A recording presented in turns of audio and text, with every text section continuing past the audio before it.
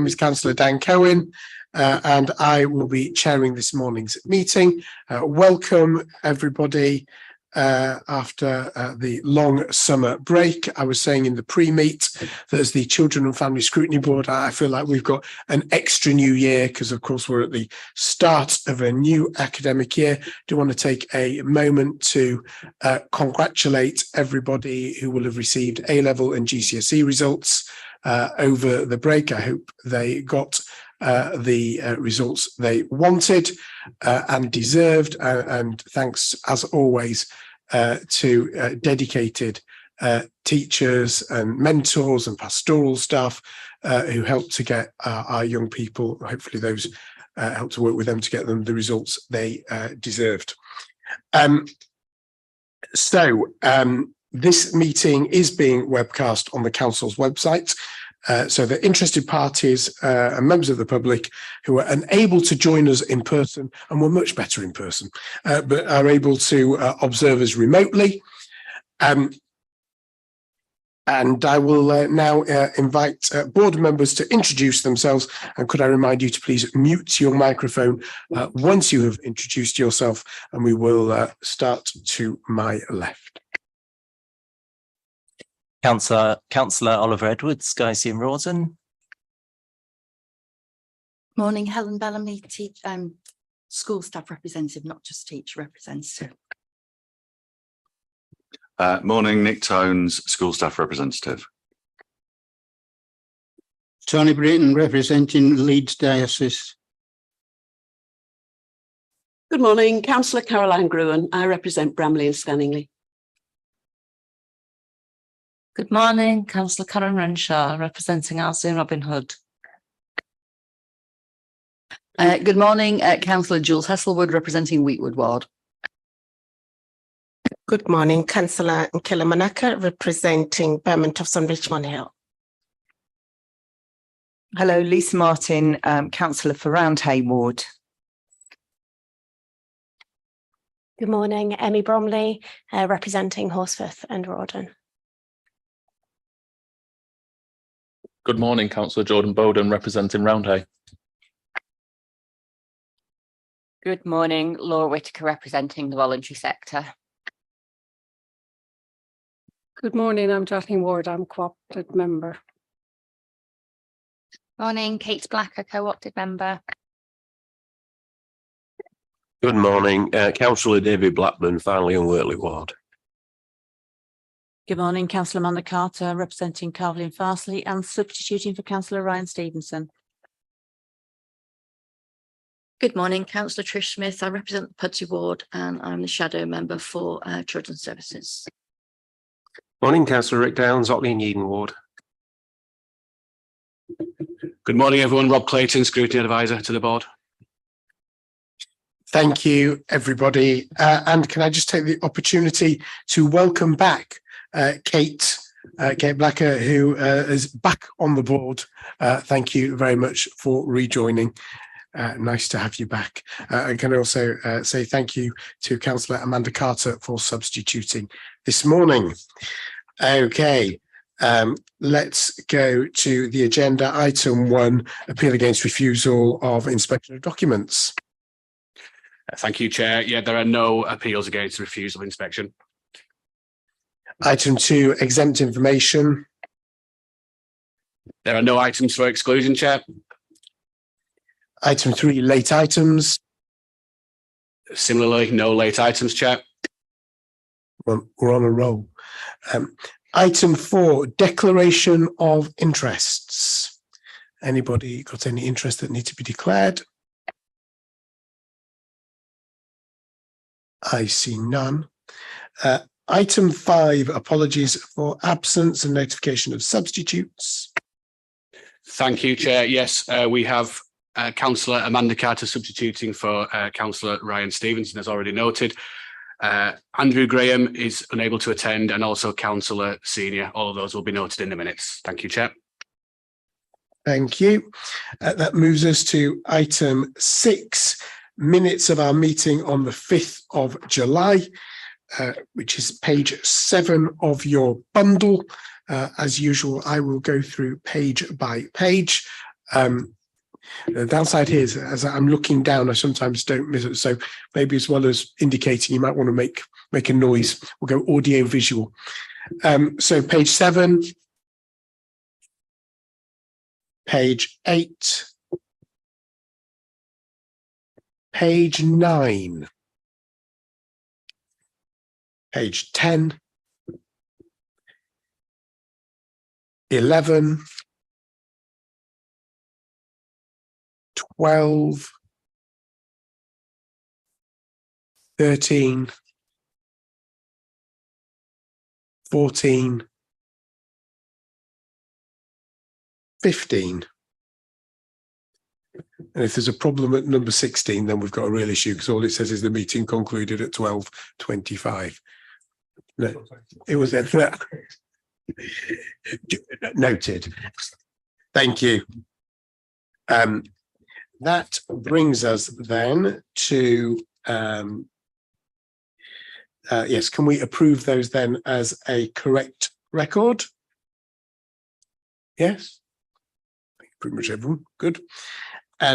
Brings us then to item 6 and a bit that's not on the agenda, but I referred to in the pre-meeting. Mr. Evans, could you give us a brief update, please, on the Ofsted inspection that's on its way? Yeah, thank you, Chair. And for those members who don't know who I am, I'm Phil Evans. I'm the Chief Officer for Transformation. Phil, sorry, apologies. Councillor Venner, could you possibly switch your microphone off? So for those members that don't know me, I'm Phil Evans. I'm the Chief Officer for Transformation and Partnerships within the Children's and Families Directorate. And we just wanted to make the Scrutiny Board aware that on Monday we received notification that the Council and partners would be subject to an Ofsted CQC thematic visit. It is very much a thematic visit rather than a full-on inspection. And it's focused on alternative provision, so SEND alternative provision.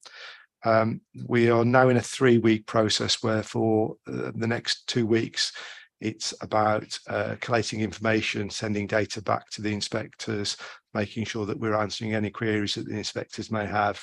They will then join us in effectively just over 2 weeks' time to do a series of in-person on-site visits. During that, they'll aim to meet the council partners from other agencies, including the ICB and health partners settings, and they will seek to meet parents and carers.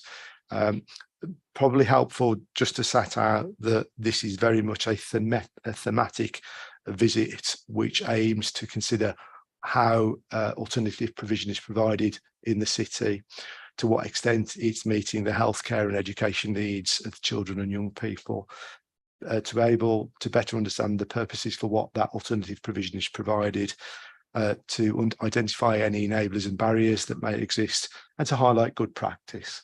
So it isn't an Ofsted inspection in terms of a judgment that will be made, but it is very much one that's focused on good practice.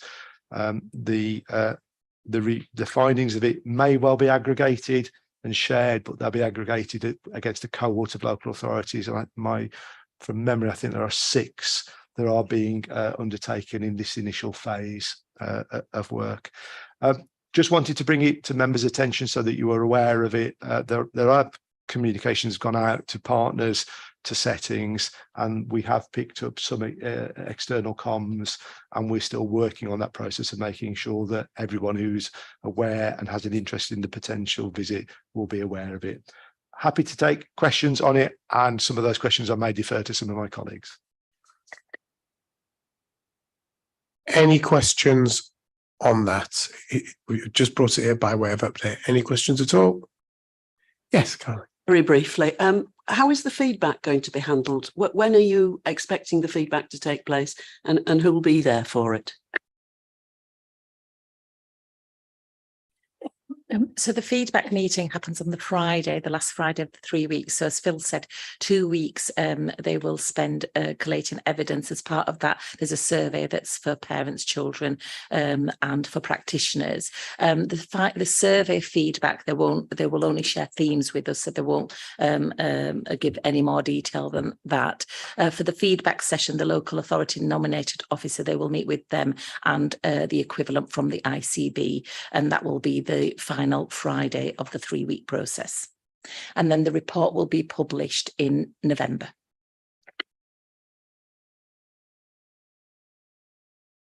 Any other questions?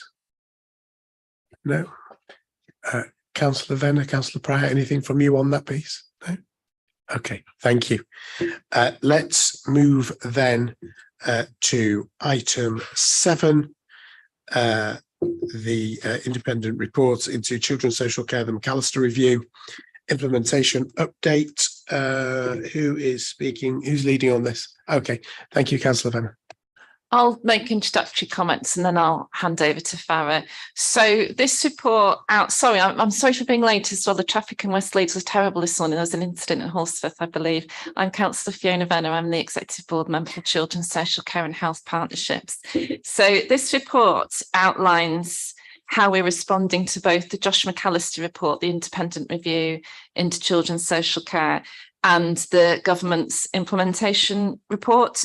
And the whole focus of the McAllister review is about moving resource from the crisis end of children's social care into early intervention and prevention. And that is, and has been for a long time, our whole ethos in Leeds.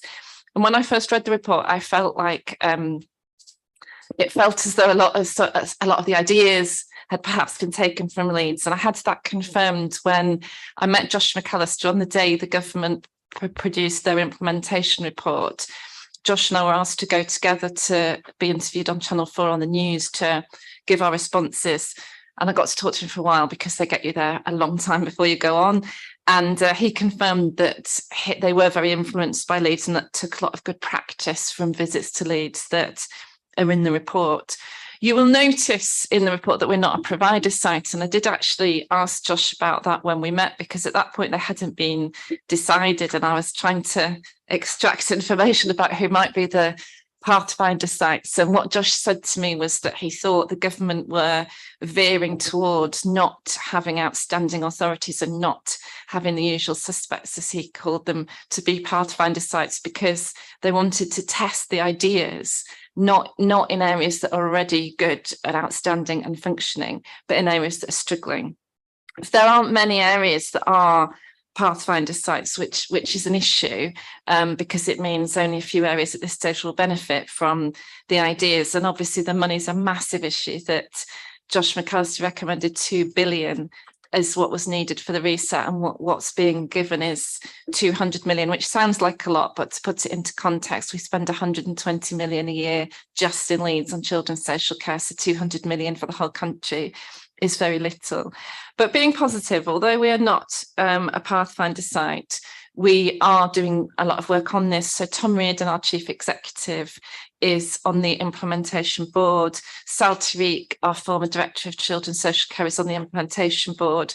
And I sit on the National Local Government Association Children and Young People's Board, which also works, with the implementation board. Also, we are working with the recommendations of the report. So our report today outlines that our early help hubs will expand from 3 to 7. The report outlines how we're responding to the national and local crisis on placement sufficiency by developing more children's homes. The report refers to our edge of care work, which very much responds to the recommendation about keeping children in their families wherever it's safe to do so, and also keeping children near home. There's quite a big emphasis on kinship care within the report, and Leeds is really strong on that. We were highlighted a few years ago in an all-party parliamentary group on kinship care. We were highlighted as an area of good practice, both in terms of the number of children we have in kinship care, which is much higher than the national average, and also the support that we provide to kinship carers. So overall, we have good good alignment in terms of our practice with the recommendations of the report, and we are in a really good place to be able to have a national influence as the implementation happens. Thank you.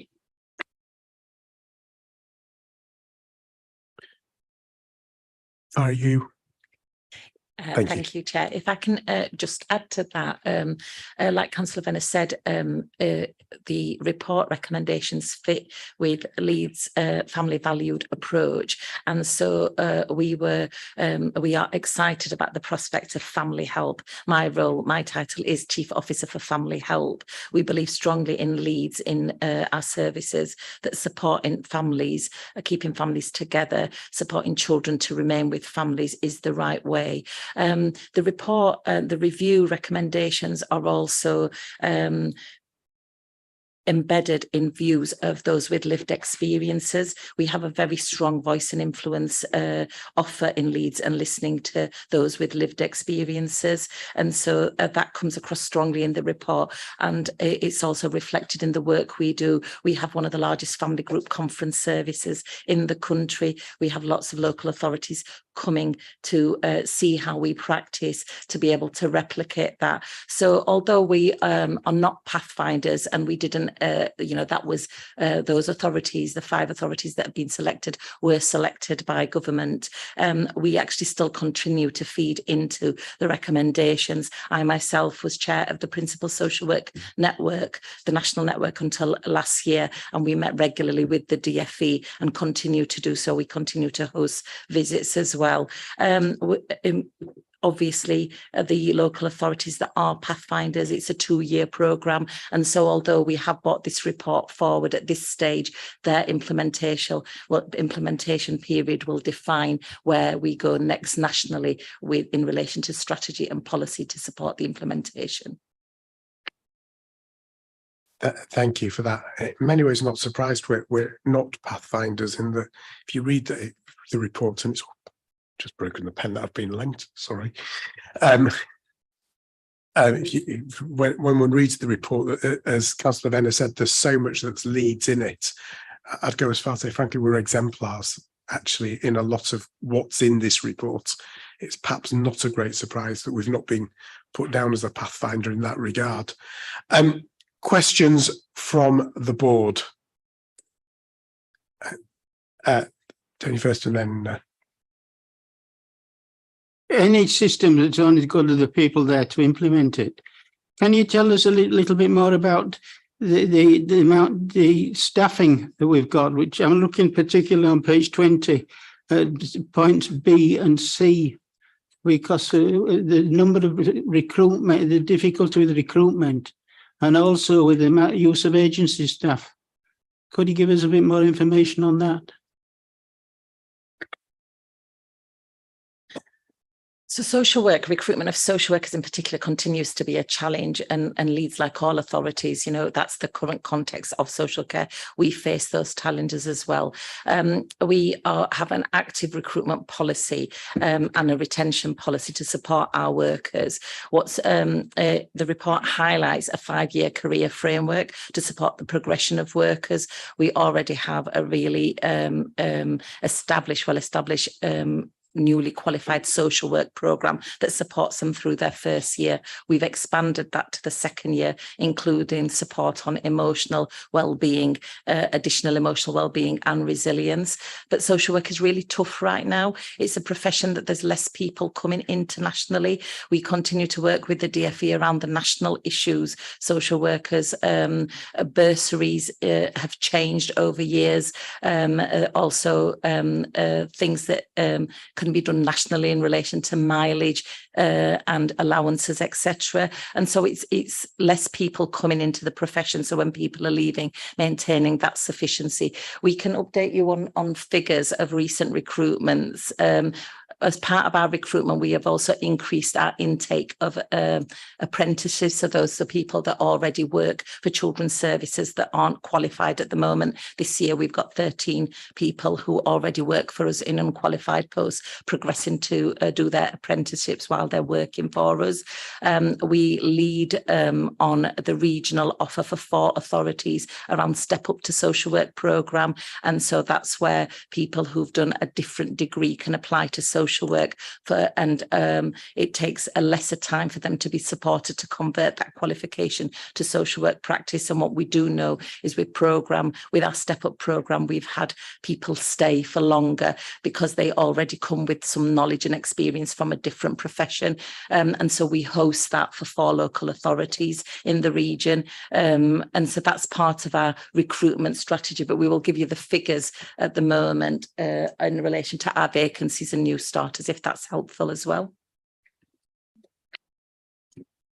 Oh, hi everybody. Claire Slaney. I'm a lead head of service for children's social work. So as Farah outlined, we do have a number of challenges around vacancies. So the latest figures we have 71.5 social worker vacancies across our teams. We have offset that with 26.5 agency social workers and also a programme of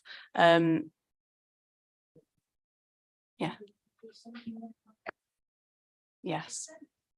No, actual numbers. Can you make say it's a percentage? Can you say it's a percentage as well? Don't know, it's a percentage. Can we just get some clarity on that figure and out of how many, just so we can contextualize?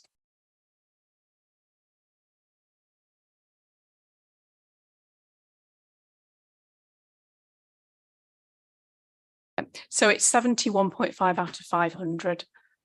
Yeah, okay, so if that's helpful. Yeah, we've also offset with it's 14. Jonathan's good at maths, it's 14%. Thank you for that. That's why I'm here. Yeah, maths is not my strong point, sorry about that. So we've also had a programme for over a year of additional social work assistants as well. So they are unqualified staff, but they are there to support the social workers. So I suppose what we're doing is helping the social work teams in the absence of their social workers with a cohort of additional unqualified staff and also additional advanced practitioners that we've added in to support the teams. The other thing I would add in addition to what Farah was saying is we're also looking at international recruitment of social workers as well with an agreement for 20 social workers from overseas to join us, and we've got 13 of those so far that have been successfully recruited to the service. Thank you. Tony, you coming back? The other question about agency staff. I see that in point C, we've already had to break the memorandum of understanding. How many agency staff do we actually have in Leeds? So we currently have 26.5 agency social workers.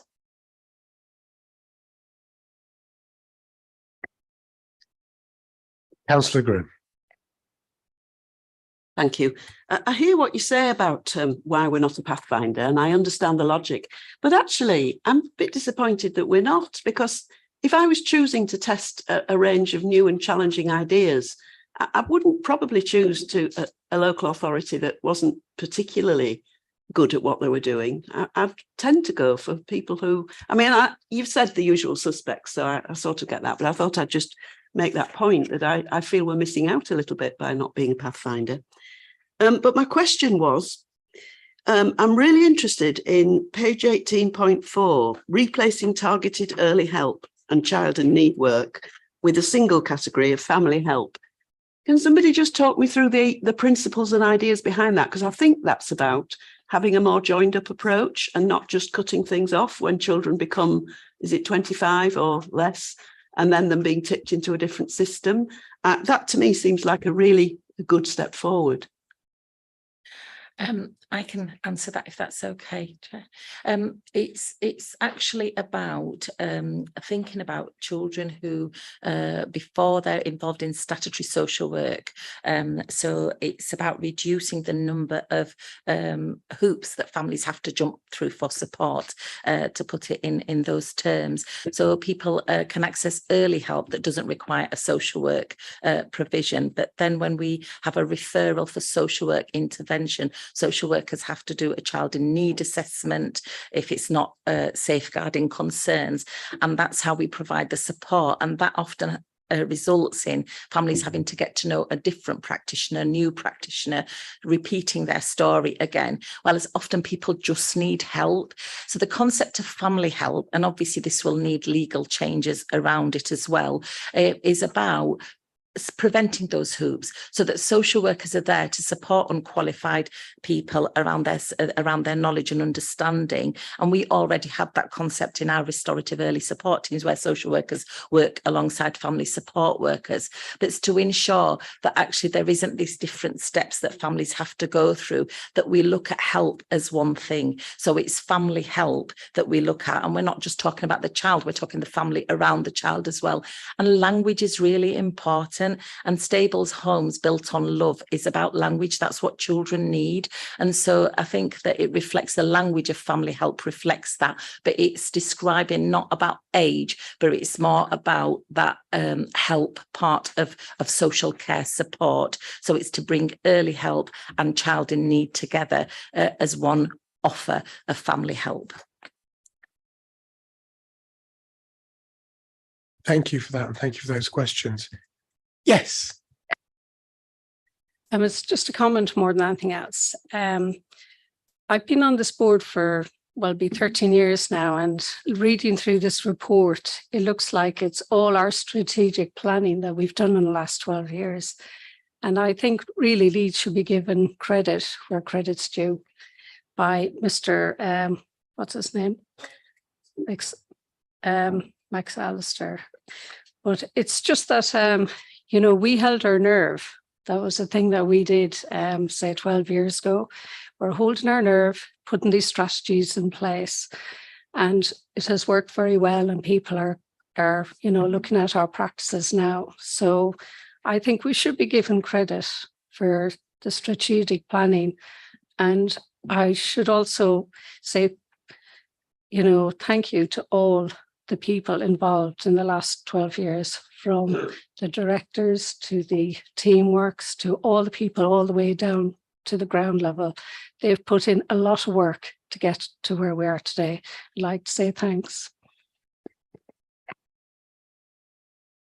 Thank you for that. Anything else? Oh, yes, go for it. Obviously, I would completely echo what Jackie said. Just in relation to placement sufficiency and placements, particularly for children with more complex needs, it was really encouraging to read the plans in respect of small group living homes and the other plans that you've got to try and bring some of those children back into the area. Just in terms of kind of linking in with what Tony was asking, but in terms of more specifically in relation to that, have you seen any difficulties, or do you foresee any potential challenges in regards to recruitment of staff for those particular homes, given the particular complexities of some of those children and the challenging behaviours, and what additional training provision might be needed in respect of those homes to meet the needs of those children, and how will you sort of test the success of that?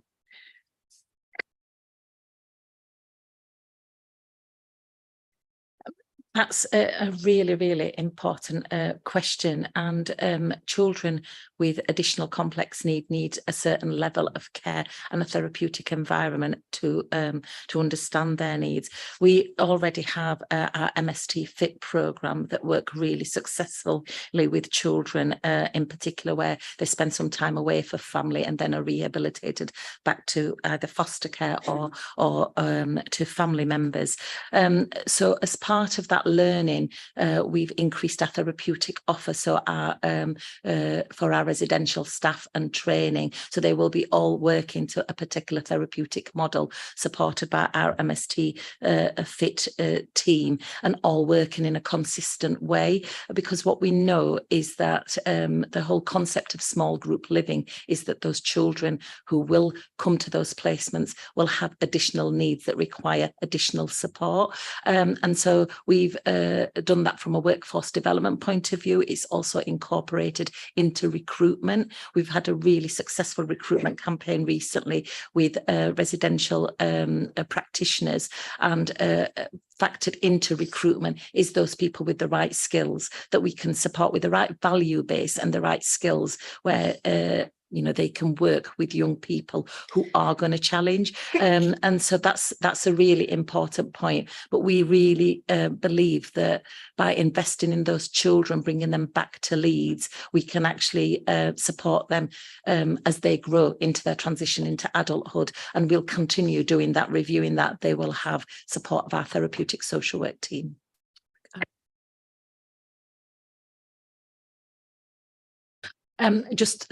Sorry, Councillor Venn has just pointed out about recruitment. There are challenges with recruitment overall across social care, but our recent campaign has been really successful. We've had lots of new starters who are really keen, who come from a wide range of background, who love working with teenagers in particular. And I've got to say, I don't understand why anybody wouldn't want to work with teenagers, but they are really keen. They've started. We've got a real clear induction programme for them. So we're recruiting more and more every day. We've got the keys for one of our homes, and we've actually got potential offers in 2 others. And so we're on with that programme, and we're confident that we will be able to recruit to those posts. Thank you. Yeah, I think that's really encouraging, because obviously, particularly for those children, but for all children, continuity and stability is really important, isn't it? And for them, some of those children, they will have probably moved around quite a lot already. You touched on something I was going to ask about as well, actually, which was in relation to transition, because obviously all the work that you're doing sounds brilliant, really encouraging, but quite often things fall down a bit on transition. And I know from personal experience that sometimes, not necessarily in Leeds, but in local authorities, that the transition work isn't always as effective as it could be, so that all the brilliant work that might have been done by children's services up until they turn 18 is sometimes undone when things aren't already in place, and they then fall under the Care Act and adult services. So the report doesn't really touch on that, and I just wondered if there was anything specifically in relation to transition in terms of recommendations for any improvements or any areas where you felt Leeds could do things better, or are you happy that things are working as they should be, and that there will be a smooth transition, that the needs will continue to be met post 18 as well? I think part of bringing children back to Leeds, so the national strategy obviously doesn't go into much more detail on that, but locally for us, part of bringing children back to Leeds is about that transition, because we know Leeds services, and that includes services for adults as well. We have really good working relationships with our colleagues in adults and health, but where children are in Leeds, it's easier to access and plan for those services. And so I really believe that bringing children closer to home strengthens transitions and makes that journey easier. But we do have really strong relationships, and look at more getting services on board earlier, so that where we do know that children will have needs going into adults, we have those discussions with our colleagues in adults and health earlier. But that's easier geographically when children are accessing services that are Leeds services, statutory services and third sector services. That's a lot easier. So I do believe that that will strengthen that. Thank you. I think that all sounds really encouraging. Helen. I don't know. I think somebody wanted to come back in on that point. We need to wait. You need to wave bigger than that. Yes. Thanks, Jed. Just to pick up on that transitions issue, just to assure the board that we're aware of some of the challenges that exist in many local authorities about the transition from children to adults. And from a commissioning perspective, we're picking up the dialogue with commissioning colleagues in adults about how we can strengthen that particularly internally within the council, and that's a live work stream that's ongoing at the moment. So we are working on making that a better process from a commissioning perspective in terms of the two directorates and how they come together.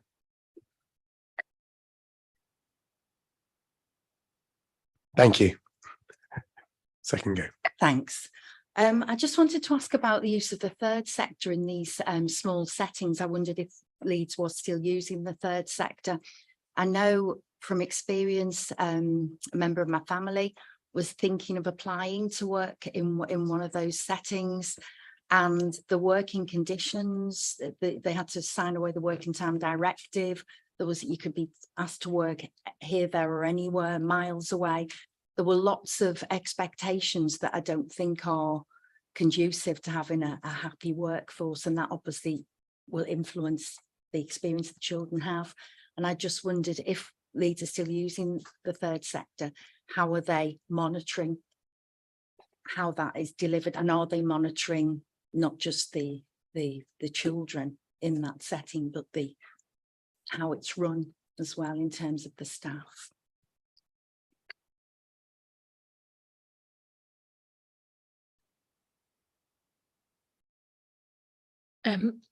I might not have understood the question properly, but I just want to clarify, do you mean third sector staff for residential settings? Yes, I do.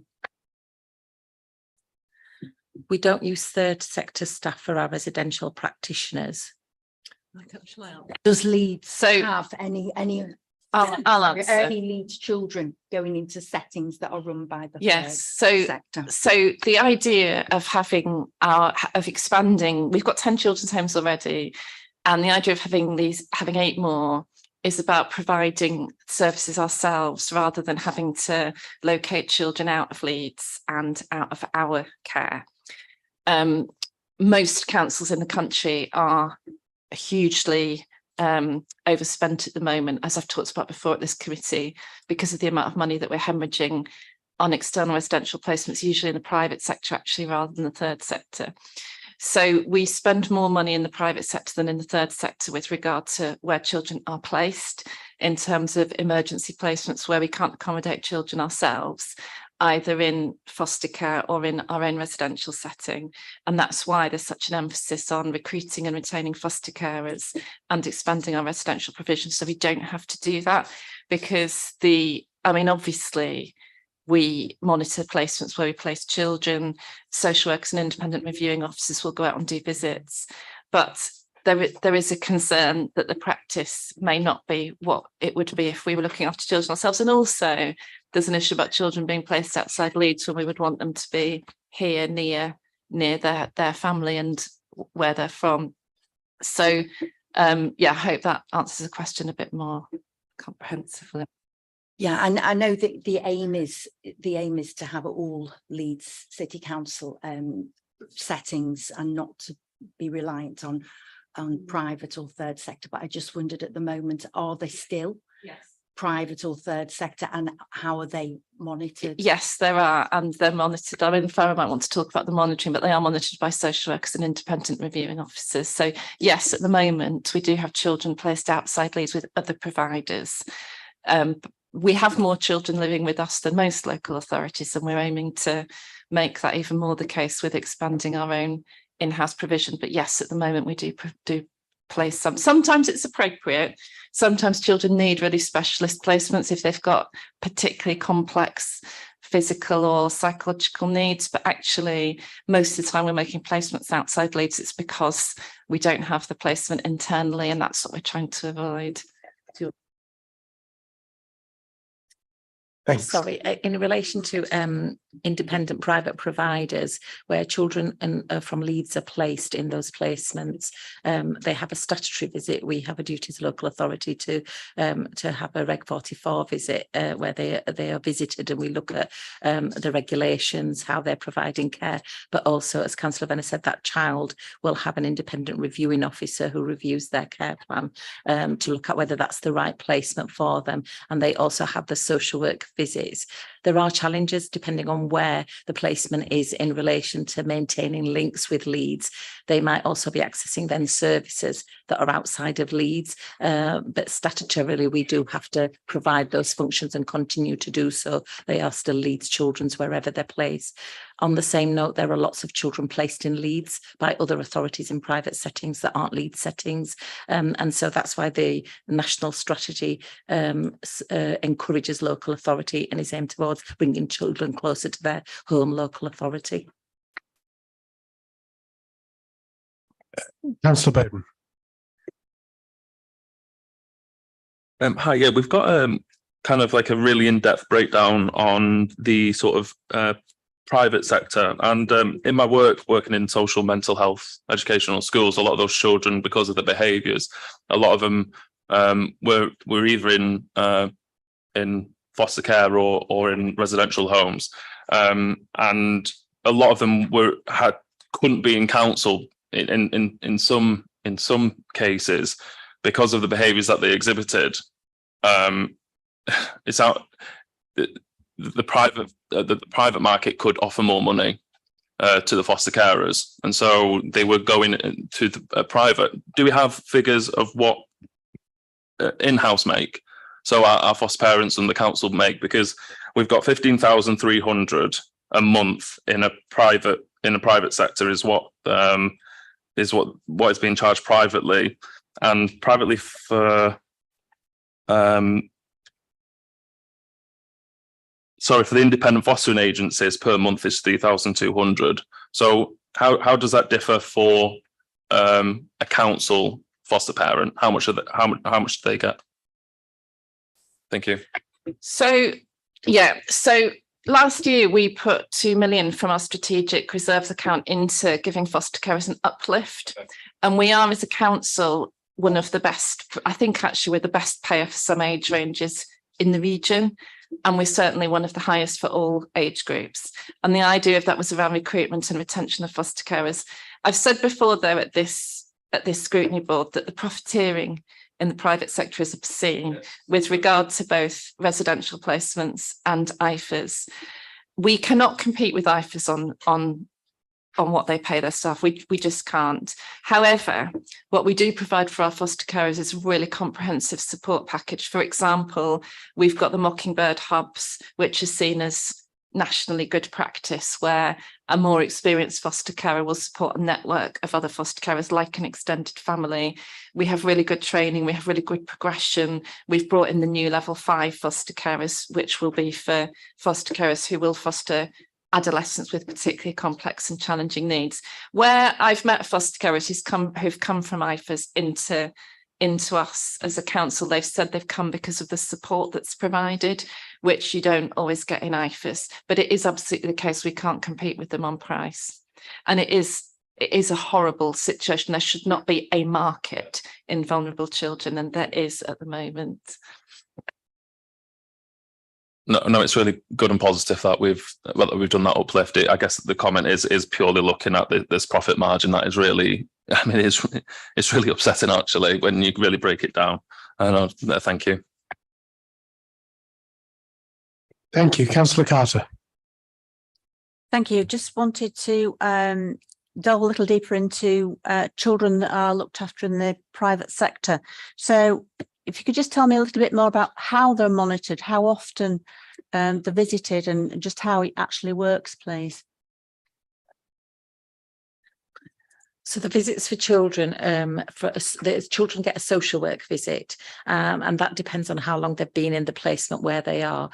So children, when they first move, that'll be more often. It could be more often depending on their needs, and that's set out in their looked after review. So it depends on their individual needs. They will be seen a minimum of monthly for children that are very well settled, for example, and have been with a foster carer for a long time. But some children are seen more frequently. They will also be seen by their independent reviewing officers. They might be seen by an advocate. They'll be seen by other professionals working with them. So that's for the children. That's their visits for the children, depending on their level of need. Those visits are hard because they take out, if social workers are travelling, they're travelling a full day, while as if children are in Leeds, they can do several visits in a day. And so it does have implications in relation to time of staff, but also they can be hard for family to remain in touch with children. Family will visit children, their family time arrangements will be defined in their independent care plan by their reviewing officer, overseen by their reviewing officer. So they vary for different children depending on their needs.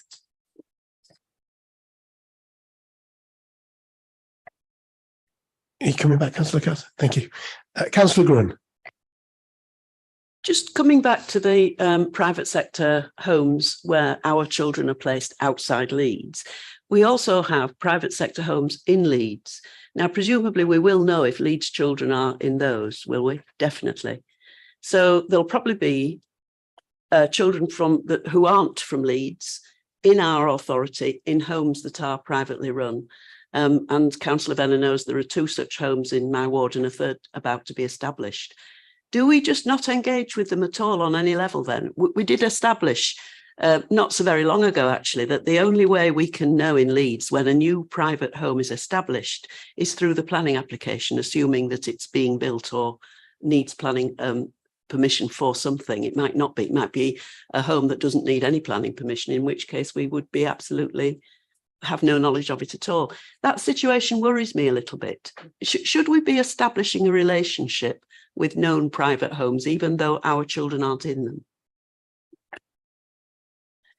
In relation to understanding private homes, I just wanted to add to that we do know where looked after children are placed in our area.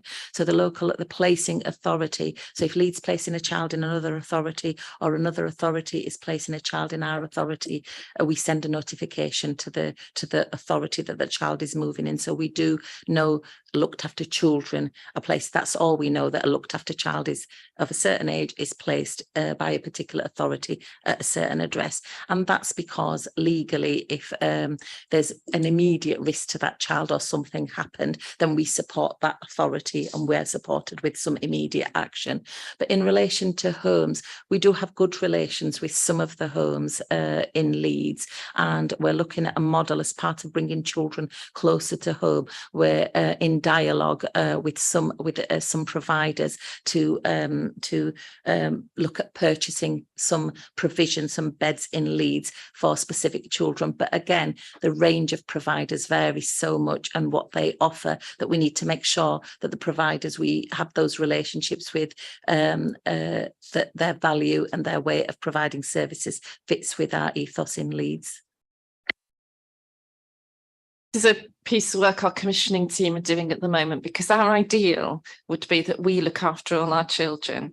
The reality is we can't do that at the moment, although we'll be in a better place to do that when we've got the 8 more homes.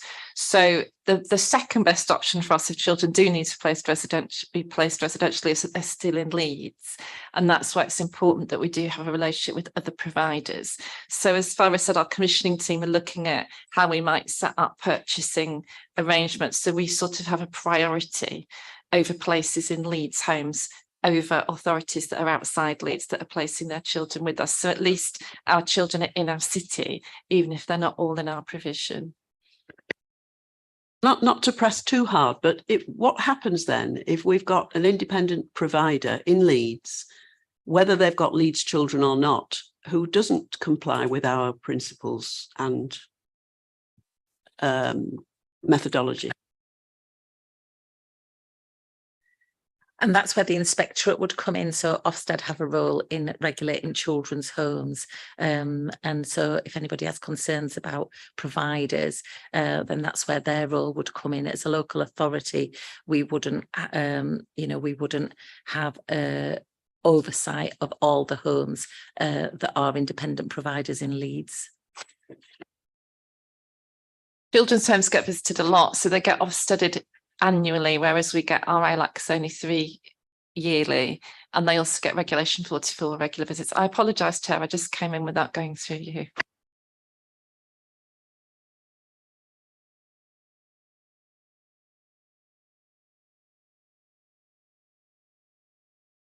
Just in relation to that, obviously there will be certain circumstances where it will be really difficult for us to bring all of our children back into Leeds. I'm just thinking, I know this is a minority, but children who require secure accommodation under Section 25 of the Children Act, or children with additional special educational needs or physical disabilities who require a residential educational placement. Do we have any plans in terms of accommodation that falls under those categories within the Leeds area, or is that just something that's not achievable at this point in time? We do already have a secure children's home in Leeds, Adelbeck, which includes both youth justice beds and welfare beds. That's a national resource, so really often they'll have no Leeds children, but I think most times I've visited, there's been one or two that are from Leeds. But you're right, the really complex placements are often the ones that are related to SEND needs, or children with really complex physical and psychological needs. That's why we developed a second Acorn House. It's not called Acorn House, I can never remember what it's called, Field Terrace.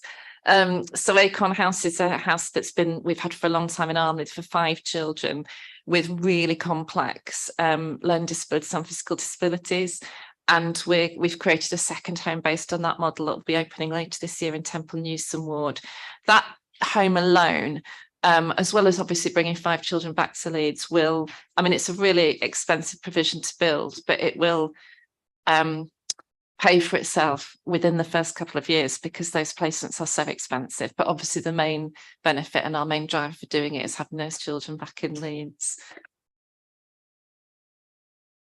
Can I just make a general point that in terms of our commissioning approach, it is very much about having a mixed economy of provision and making sure that we've got the right provision in the right sector for the right child at the right time. And quite often individual discussions will be had about the needs of the child, and that will be undertaken along with the social worker and specialist commissioners in a placement team to make sure that we've got that right provision. As Councillor Venner and Farrer have put out, there are some real market issues in relation to that.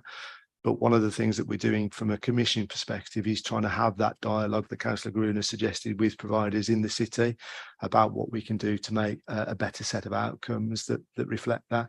It's an ongoing piece of work because, as you can imagine, it's a constantly fluid situation in relation to children in the system, what the market is looking for and what it can sustain. But it's a really dynamic situation that we continue to try to keep abreast of on a weekly basis to try to make sure that we've got the right children in the right provision at the right time. If I may, is it accurate saying, please jump in if it's not, that we effectively, just picking out what's being said, that we use the commercial providers to give the flexibility in the system. So it might be a time when we use them very little, or there might be a time when, that's how we use them, isn't it? For that flexibility, so they're carrying that risk, as it were. They may not be needed at all. Is that we're using for them for that flexibility? That's right. Yes. We use external providers, Chair, when absolutely we don't have a resource of our own, and then it's about the right one. We try to identify the right one for children. Sadly, at the moment where Helter, the distance of that will depend on the child's needs, but we do use them where we cannot provide that service ourselves. Thank you. Councillor Carter, you want to come in on this? Yes, could I ask you to expand on provision for children in private care homes? For example, like Councillor Gruen, I've got one coming into my area. We don't know whether the children are going to be from Leeds or they're from another authority. They may well have complex needs. Are schools notified? Are the police notified if there are connections or worries that that child might go missing? How does all this work, and who supports them if they're from another authority, and how often? So it's the placing. So if we place a Leeds child in a provision that's not a Leeds provision, it's our responsibility to let partner agencies know to support around any risks, and we do that. Police are involved in risk management plans for that child, and that's the social work. That's part of the statutory responsibility that a local authority has for a looked after child. So it's the placing authority that has responsibility for each child. They will have an independent reviewing officer, they will have a social worker, and it's for that placing authority to have those discussions and to make sure that the plan manages the risks or any support needs for that child. So one provider could have children from several authorities, but it'll be each authority that's responsible for their child. Councillor Gruen identified a real gap in this, because Councillor Gruen is both a very diligent corporate parent and a planning chair. Because as Farah said, when a child is placed with us, we will be notified in the same way. If we place a child in another authority, we have to notify them. But if you're planning to build a children's home in an area, you don't have to notify Leeds, other than from a planning perspective. And it was the case that we wouldn't know in children's services if there was going to be a children's home developed, because there wasn't that communication between planning and children's, and the developer doesn't need to notify children's, only planning, obviously, if they require planning consent. Councillor Green picked up on this because of seeing planning applications for her ward. So we do now have a system in place where planning will notify children's if there's an application for a children's home, which has been really relevant because sometimes they've been really inappropriate. You know, Councillor Gruen's made really valid criticisms of the proposed build and felt they haven't been appropriate. But it is a bit of a gap in the kind of legislation that there's no requirement for a developer to tell us if they're developing a children's home. It only becomes a requirement when children are actually placed, because individual children will be notified. Thank you for that. I'm going to bring Councillor Edwards in as the last contribution on this piece. Thank you very much. And I certainly echo some of the points that were made earlier about the importance of children and young people being close to family and networks, and also the points that were made about profiteering. I wanted to ask a bit more about fostering. So there's quite a lot of talk about the importance of kinship. And so I wondered if you could tell us a little bit more about what engagement there is with the many different communities across Leeds, in order to increase the range of options, but also looking to increase the range of people who foster, including those who might not have considered it before. So that's the first part of my question: what steps are being taken here? And also, one thing I didn't see mentioned in here, but which I feel is relevant, is about those times when placements go wrong, as they will do, especially when there are young people, maybe you have complex needs or for a variety of reasons. So what steps are in place when a placement goes wrong? So what steps are in place to monitor the reasons for that? What lessons are learned, and how is that reviewed? It would be helpful to know a little bit more about that. Thank you. So I'll start with the foster carers side. Just as we're doing with our workforce, we recognise that we need more diversity across foster carers. And when a kinship carer steps in to support a child in their family, it's a different process because the child is already connected to them, so often in those arrangements we will get more diversity. But as part of the recruitment campaign for new foster carers, we're actively promoting recruiting from diverse communities, across Leeds, and really understanding the support needs of different communities, because all our families look different, and you know, my family will look different to your family, how we support, how we communicate, etc. So it's understanding that, and part of you know, diversity in the workforce is about diversifying our foster carers as well, and offer, and then supporting foster carers with children from diverse communities as well, and understanding those. So that's an active work strand. We do recognise that we need to increase that, and that's something that we have to actively work on. the next part of the question about placement breakdown and where children have to move placements. The reason we would like more of our children in our own placements with our own foster carers in our own residential settings is actually we have more influence and ability to support those placements. And so we have a placement support team. Every foster carer will have a supervising social worker, the same in residential. They're supported by our therapeutic social work team. And so we can identify any issues that are going to happen early, and where a placement might not be right for a child, we can support the child to move on. Unfortunately, with the private market, it's a mixed economy. Some providers work really well where there is a risk of placement and will look at support that's needed to support that placement. Others might give notice on the day to say, actually, we can't manage this child any longer, and we don't, and where that does happen, we steer away from those providers in the future.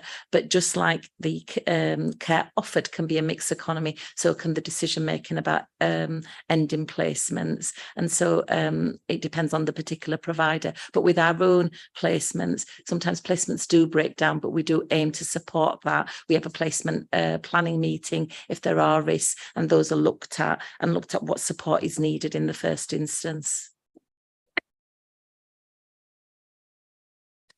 Very quick follow-up. So how about when we look at it from the point of view of the foster carers and also the children and young people themselves? How are their views on placement breakdown gathered?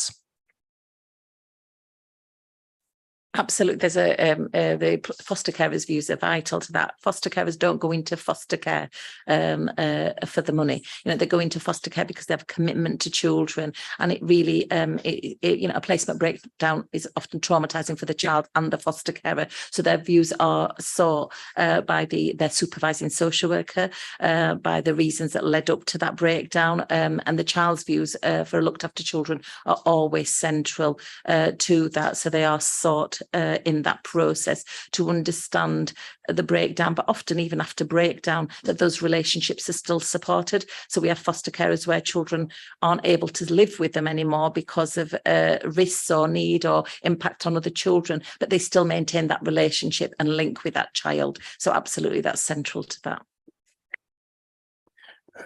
Absolutely. Last contribution, Councillor Heselwood. Sorry, just a very quick one. It's just following on from that question regarding kinship carers. And I know in the report on page 18 4C, it talks about kinship carers. And I know I had some, a couple of years ago, I had some casework regarding a kinship carer where she had to move house. We had to find her a bigger house so she could so she could take on that kinship responsibility. And I just wanted here, it does say, greater recognition and support for kinship carers, support through financial allowances, the extension of legal aid and statutory kinship leave are recommendations that kinship carers should get a lot more recognition than they are and a lot more rights than they have at the moment, including locally our housing policy as well. So I just wondered if there was any as a council, if we're doing anything, but nationally if any progress had been made on that at all. So nationally, those are recommendations, but locally in relation to housing, to other support as part of the kinship assessment, all of those are looked at, the areas of and housing is an increased challenge anyway overall. But for kinship carers, we do look at those individually, and so we've supported where possibly a move or an extension or other support that's considered in the support plan, and that includes the financial support. So it will be more than the allowance. It might include other areas of support as well. Thank you, everybody, for that. Councillor Vanna, final word on it? No? Okay, thank you very much. Okay, let's move on then. Thank you all. To item 8, which is on page 31 of your pack. Impact of asylum legislative guidance changes on children. Councillor Vanna, any introduction? Thank you. So the purpose of this report is to outline the impact on children in Leeds of changing legislation in relation to refugees and asylum seekers, and of course how this particularly affects us is our work with unaccompanied asylum seeking children. I have to say, I'm really passionate about this area of our work. I'm really proud of our support of unaccompanied asylum seeking children. We have a really positive relationship nationally for this work. And that came out very strongly in our Ofsted report last year. I know when we were at the feedback meeting, the inspectors were very moved by some of the contact they'd had with some of the young people that we're supporting. The work is hugely challenging. We are dealing with children that are highly traumatised. They've escaped situations of sometimes inhuman cruelty. They've endured horrific journeys to get here. They may well have seen people die, both in the situations they're escaping from and on journeys. And frankly, our asylum processes are also traumatising. So they're children that arrive with sometimes complex physical and mental health needs. And I think we would recognise that we are in a hostile climate for refugees and asylum seekers, even for children, given the painting over of the murals in reception centres that was widely reported and widely condemned. Another challenge that's outlined in the report is that most young people, unaccompanied asylum seeking children that we work with, come here when they're 16 or 17, so they quite quickly become care leavers.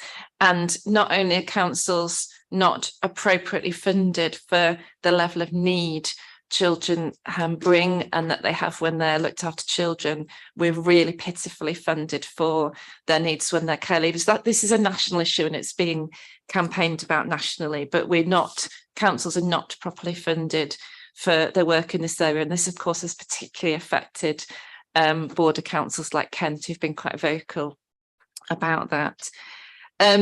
Really positively in Leeds, or despite the awful climate that we're working in, we've got some really inspiring stories of our work. Cooked with Love, the launch of the cookbook last year, was absolutely one of my highlights of the year. This was a joint project between the council and the British Library, where we had several cohorts of unaccompanied asylum seeking children who got together with British Library staff, with our social work staff, and produced a cookbook of recipes that they brought from home. And it was so inspiring hearing them talk about that, about the friendship and love between them, how empowered they felt by being able to develop this book. And it will live in the British Library forever. And it's given to all children that arrive in Leeds as part of their welcome to the city. So that gives a contrast really with the love and welcome that we aim to provide that children come to Leeds who are very traumatised. Less positively, the report talks about the whole issue of age assessments and reports that 30 out of 35 children that our staff assessed had been inappropriately classified as adults and were in fact children. And you'll have read in the media that's happening all over the country. And prior to those assessments being done correctly, it means children are placed in really inappropriate environments with adults, and bearing in mind these are children that are already distressed and frightened. Some children have been placed nationally in really inappropriate settings. The report outlines some of the challenges that are inherent in the legislation, in that technically the Home Secretary has the right to move children. However, if the social workers working with that children felt that that would put a child at risk to do that move, if they supported the move, they would be contravening the regulations they work in terms of their professional regulation with Social Work England. To the best of my knowledge, that's not happened in Leeds, that the Home Secretary has tried to move a child and we've thought that would place them at risk. I'm sure John and Patsy will correct me if I'm wrong, but the report's outlining some of the things that could happen that are problematic in the legislation. I think anyone who's worked with refugees and asylum seekers, which I did a lot in my last role, will recognise that asylum seekers live with a really, really high level of uncertainty, about what their future is going to be. And that's outlined in the report. Children could be removed from the country when they reach the point of 18. And that makes our work really challenging because, of course, what we want to provide is stability and certainty and opportunity. And we're doing that in a context that's mitigating against that. So the work is incredibly inspiring, and the young people we work with are amazing and are a real testimony to what the human spirit can endure. But we are in an incredibly hostile and challenging context, and I think the report attempts to outline some of the challenges that legislation gives us in this area of work. Thank you. Barra, are you? No. Okay. Yes. I just want to understand how a child can be misappropriately age-wise. Do they look particularly old or something, or is it the fact that they're telling people they're older to travel across in the first place? What is the reason why the birth certs or something are wrong or something, or why is it happening? I'm just curious, really. Hi, John Neville, Service Manager, has been responsible for the unaccompanied asylum-seeking children in Leeds for quite some time now. The children that are getting moved up from the Kent, who the Home Office have decided that they're over 18, aren't being assessed whatsoever. They're getting a look-see is what the phrase has been used by a lot of social workers.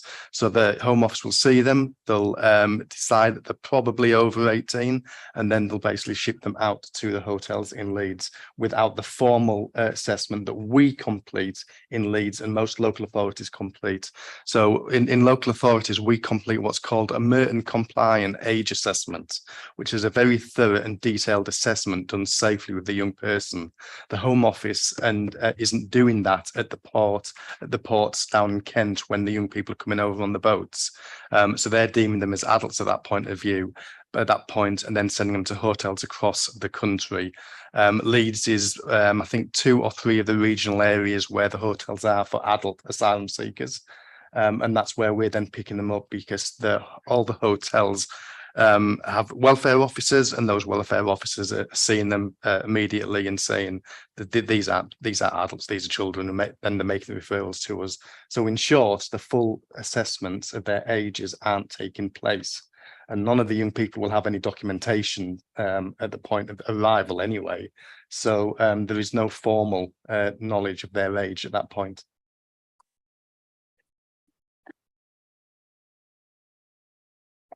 Thank you, Councillor Edwards. Sorry.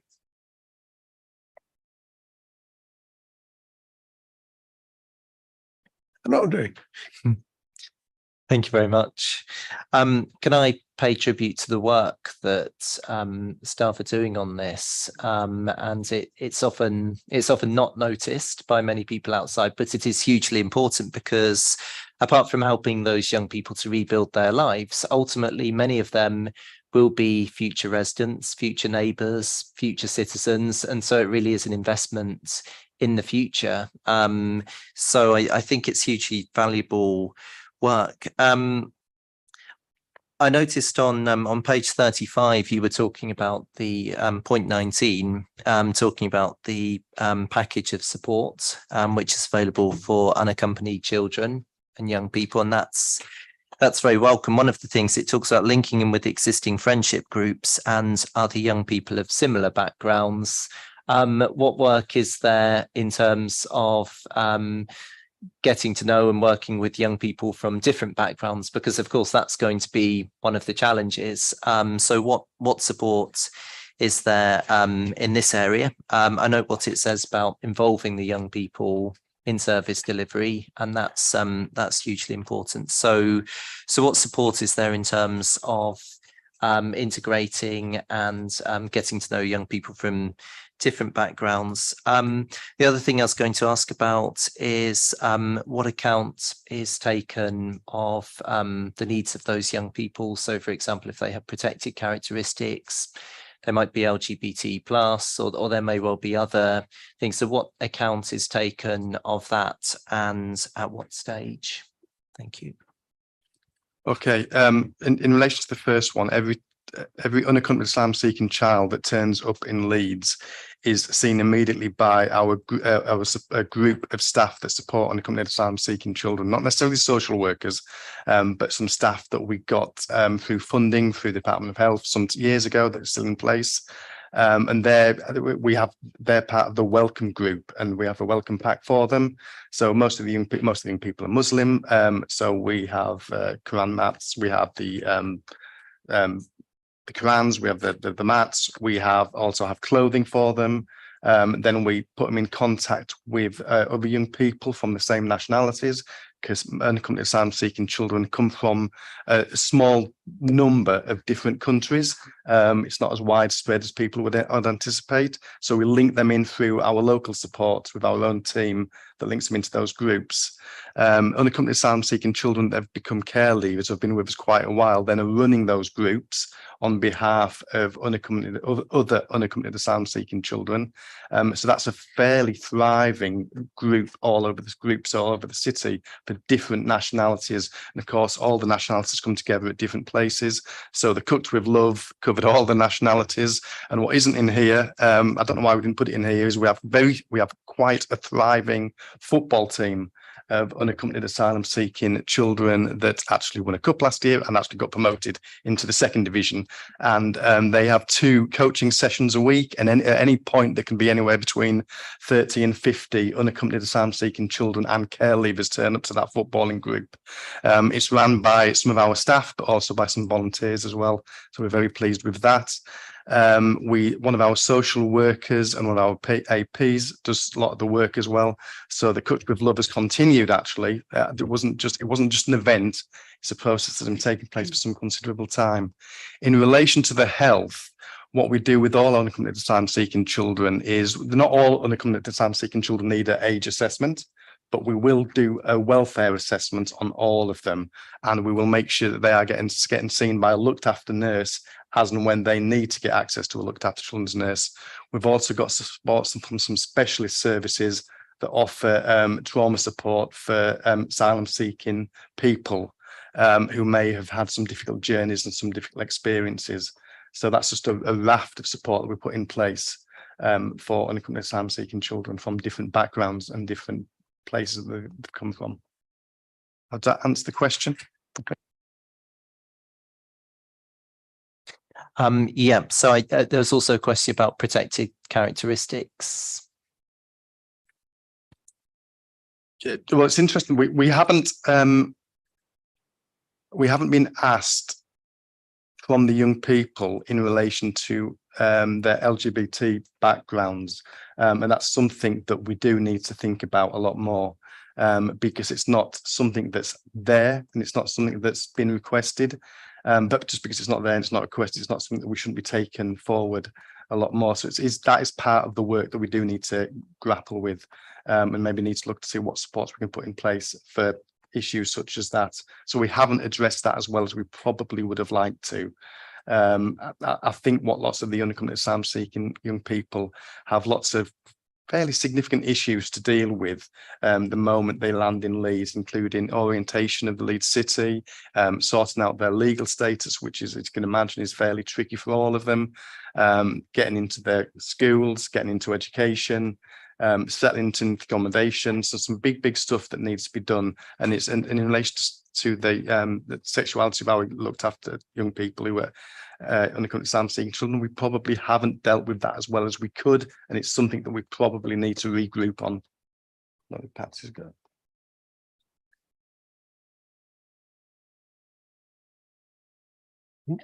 Just in relation to protected characteristics as a whole, as John mentioned, young people that come over often have a wealth of presenting needs in relation to the trauma and the immediate needs that they have. But protected characteristics and integration, and understanding integration for young people, but also supporting them with identity work is something that we are looking to focus on more. And as part of their journey as children looked after, and as they get confident with the professionals they work with, as they build those relationships which take time, then that's easier to do in relation to individual plans. I guess the uncertainty that they face and legislative changes impacts on that, because obviously part of the support is that young people feel safe, that they feel that they know where the future is going to be, that they know the relationships are ongoing, and the uncertainty that the changes mean for them will impact on that work. Thanks, Farah. Just going back to the issue around integration, I think it's fair to say that a lot of the young people who come as asylum seekers are really motivated actually towards education. And we've got very good links with the local colleges. So that those young people are able then to get a really grounded, a really full sense of what it means to live in Leeds alongside all of the cultures that add to the richness of the city. And just going back to the idea of sport being a real leveller, just to give you an example of some of the work that's done, John talked about the football tournament that happened last year. It just happened again this year and involved all of the other local authorities across West Yorkshire. It was amazingly supported, a huge level of competition and talent actually on the football pitch when I went to see it. Actually, this afternoon, we've also got a sports day, primarily for asylum seeking young people to plug some of those gaps that they've not had as they've grown up. So again, it just gives you a flavour of the work and the care that's taken around their experience of growing up, being able to grow up for the period that they're here in Leeds. Sorry, Pat, do you want to just introduce yourself briefly? Sorry, my fault. I should have. Oh, I do apologise. Patsy Burrows, Head of Service for Corporate Parenting with responsibility for children in care and care leavers and the Youth Justice Service. Thank you for that. Councillor Blackburn. Going back to the misidentified youngsters who are identified as adults, you say when they come up here, basically we have a look at it and we re-identify them, for a better word. How long will it take between them arriving and us deciding that they are children? The hotels have got a fairly mature welfare system. It's the same 4 or 5 hotels that have been used for a number of years now. And the welfare systems are really quite good, and they usually identify some concerns for a young person within days of that young person arriving. It's not often much longer than 3 or 4 days that we've been informed that they think there might be a child who's been misidentified as an adult living with them. And then at the point that we get that referral, we will go out that day to do a brief inquiry to see what we think might be the issue, the age of the child.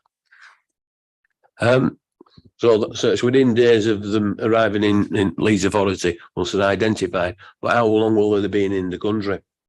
Okay, so the Home Office have got better of moving who they deem as adults out and away from Kent, because obviously the Kent services have been put under increasing pressure over the last number of years. So from what I understand, some of the young people can be moved on from Kent within a week or 2. Some might have remained in Kent a lot longer than that, and some might have remained a lot less than that. But I haven't got that specific detail of how long they've arrived in Kent and how long they've been in Kent. But it's not usually more than a few weeks. I've noted. I've got other people to bring in first. Thank you. In fact, no, it's you next. It is you next. Thank you. Obviously, the issue of age assessment's not new, is it? It's been around for a long time. And I mean, for the benefit of councillors that may not be that familiar with it, it is a really tricky area because young people will turn up without papers. Some will say they're children and they're not, they're adults. Others will say vice versa. And it's really difficult. The Merton assessments come from a case, I think, that was in the courts a number of years ago. But I'm just wondering, why are the Home Office not doing it? Is it because they want to just pass the responsibility on to us? And they often also come with a cost, don't they? Because it's been a long time since I've been involved with a case of this nature, but sometimes paediatricians would have to be instructed to look at dental records and things like that. So I don't know if that still happens anymore, but I just wondered if there's a cost attached to it and how long it actually takes. And also, just in relation to placements, I assume once a young person is identified as a minor, they become accommodated on Section 20. where are we generally placing them? And then it was really alarming to obviously read about the new like forced removal powers and the impact of that potentially on pathway planning. Will we still begin that pathway planning process anyway? And what sort of timescale? Sorry, because I'm not that au fait with all of the sort of intricacies of it, but what is the timescale for removal? So how quickly could a young person on turning 18 suddenly then find themselves being subject to forced removal? Because yeah, obviously that's very concerning. Thank you. Okay, I'll go back to the beginning of the age assessment question first. Our age assessments are very thorough. It is a Merton compliant age assessment. We're still doing the Merton compliant age assessments. They get added to and they get bits taken away, but it's still regarded as the most appropriate and the most thorough assessment that we do with young people that we believe to be under 18. And then a Merton compliant age assessment will more than likely take 2 to 3 appointments over an hour and a half to 2 hours per session. It's done with an appropriate adult, it's done with an interpreter, but it's got to be the right interpreter for the young person's language. And it's done in a safe and secure building where the young person feels safe. In relation to the Home Office's assessments that they're doing, they're not doing Merton compliant age assessments, is what I understand.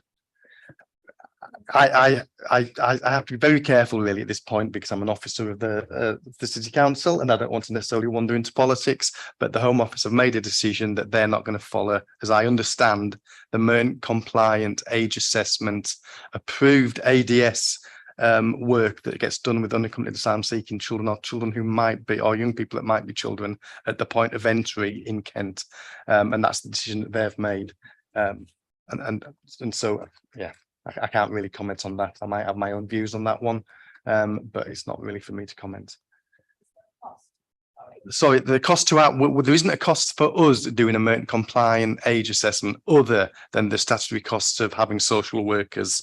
And it's one of our statutory obligations as it is for all looked after children. So it's our looked after children social. We have a cohort of about 15 social workers who can carry out Merton compliant age assessments. They are social workers that work with looked after children. And those social workers will have looked after children who were Leeds UK children and unaccompanied asylum seeking children on their caseloads. And we have 2 or 3 who are regarded as local regional experts who do all our training for our social workers, of which I'm part of that group that does some of that training for those social workers. So that doesn't actually cost us any money in relation to doing the assessments, except obviously that they're our social workers. Yeah. The Home Office assessments, I understand they have recruited but not been too successful in their recruitment of social workers to be based in and around the Kent area to do some form of an assessment. It hasn't trickled through yet what that's looking like and what that will look like in the future, but I think it's just the early days yet of some of the legislation changes that's taken place. So I think I've covered everything there. So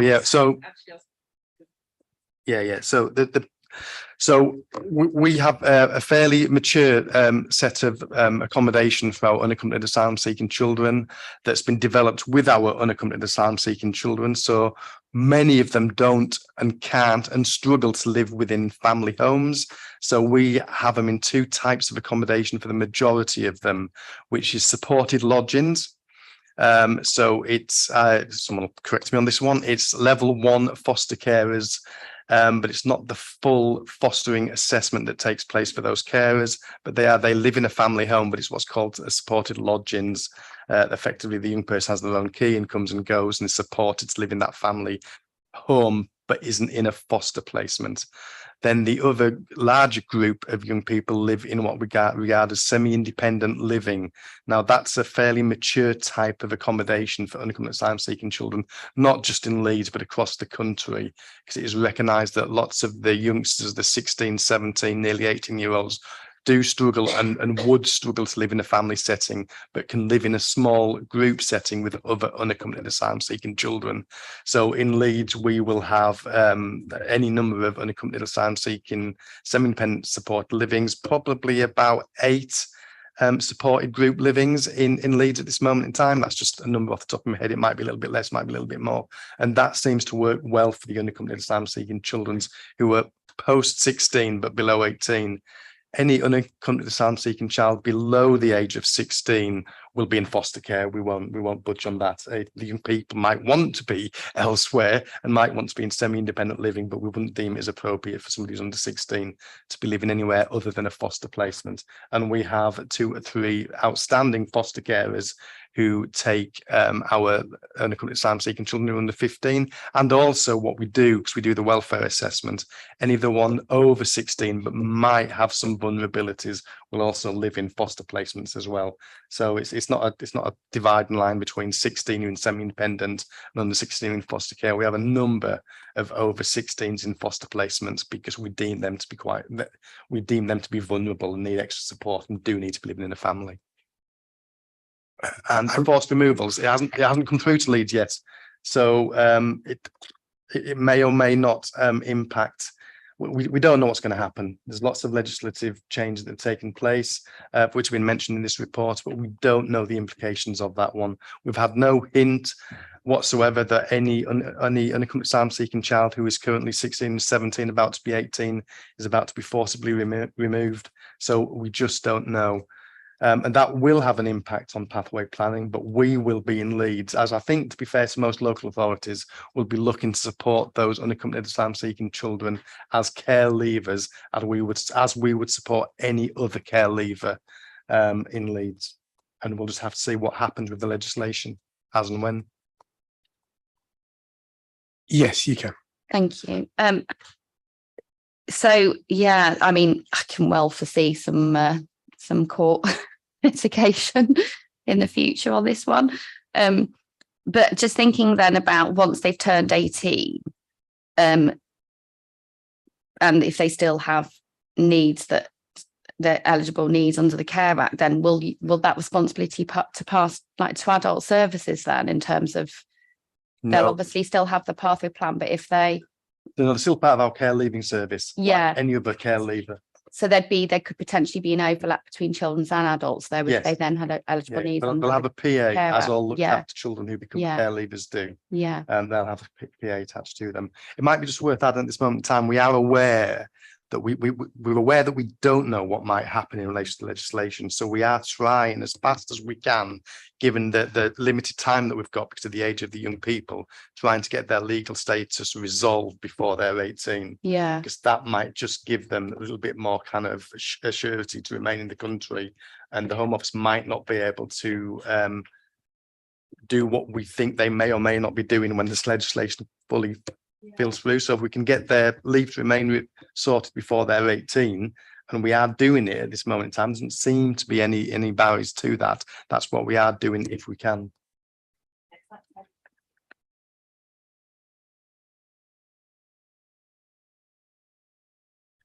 Thank you. Just might be helpful. What's the time lapse between starting the age assessment and completing the age assessment? And I realise where somebody's 17 and a half, as it were, it'll be far more complex. But generally, how long does that process take? Is it days or weeks or longer?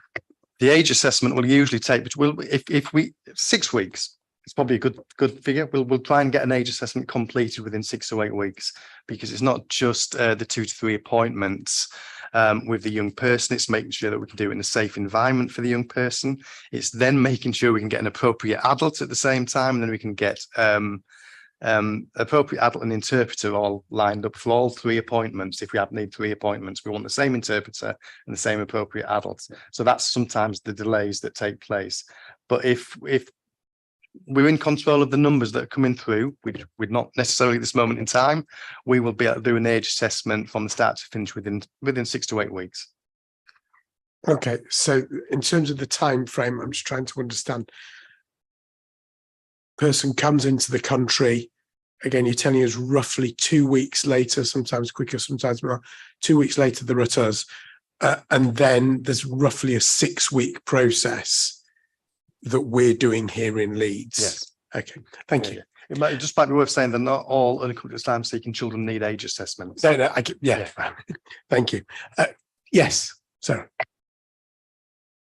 Sorry, I just thought it would be helpful to just sort of interject in that as well. I'm a solicitor from Legal Services. My name's Sarah Townend, and so we deal with quite a lot of matters where perhaps age assessments have been challenged and the outcomes of those age assessments.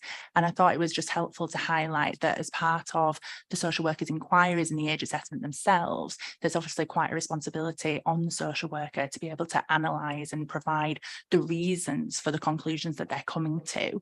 And those kinds of conclusions do also need to be shared with that young person or with that adult, if indeed they've been assessed as an adult, so that they've got the opportunity to effectively have a right of appeal and challenge through the courts by way of judicial review, if that is something that they wanted to pursue. Thank you for that. Councillor Carter. Thank you. It's just to continue on the age assessment and how you ascertain the age of a child. Because I know it is very difficult. On the group pitch, some kids go on at 15 and they've got beards. And yet my daughter, when she was 30, she was still having to saying she had to provide ID. So I assume it's in a medical assessment that you go through. If you could give me some clarity on it, please. Okay, there's no medical assessment done whatsoever. That I think the jury is well and truly out in relation to medical assessments of children and young people, both legally and morally. I think there's no been answers to that one. I think there's groups of social workers who belong to certain agencies who believe that it's not the right thing to do medically. I think paediatricians collectively have backed off being asked to be involved in doing medical assessments. So there is no medical assessment done whatsoever for unaccompanied asylum-seeking children. The government has raised it as a potential tool moving forward, but there's no agreement on whether that's to be used or not. And there's lots of organisations that think it's not the right thing to do, both legally or morally in that case, or to be able to find that age of that child. So a Merton compliant age assessment is done by 2 qualified social workers who have been trained very specifically to do age assessments. Those age assessments are done usually over 2 to 3 sessions, about 1.5 hour to 2 hours per session. Those specifically trained social workers will have knowledge of that young person. As much as we will know anything about them at the point that they arrive, we will know what part of the world that they have turned up, and we'll know what part of the region and the country that they have come from. And from that knowledge, we have a bank of knowledge from each of those countries and each of those regions that gives us some hooks to ask some of the questions of the young people. Very open questions, very safe questions. It's not an interrogation, it's an assessment of the young people. We will have had conversations with the supported lodgings. If we moved them there, we'd have had conversations with the foster carers if they're in foster carers. We'll have had conversations with the staff that support them in the supported lodgings. The sessions will be around their journey. The sessions will be around their education that they may have had in their country of origin. They've talked to, so for as an example, we do know in some parts of Eritrea that schooling won't start till 6 or 7 years of age in certain regions. And if that young person talks about starting school at 6 to 7, we can think that there's a hook there that might suggest that they are within the range of what they're saying, and then that'll lead on to another set of questions. So it's not a medical assessment, it's a social work assessment by 2 specifically trained social workers. We will also be looking at the body language of the young person. We'll also be looking at the responses to the questions, and so on and so forth. So that's why it will take sometimes 2 to 3 sessions of up to 2 hours each session over a 6 to 8 week period.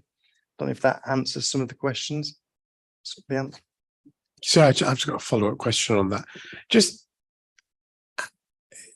what percentage, where we have a suspicion that an individual is a young person rather than an adult, in what percentage of cases is that borne out?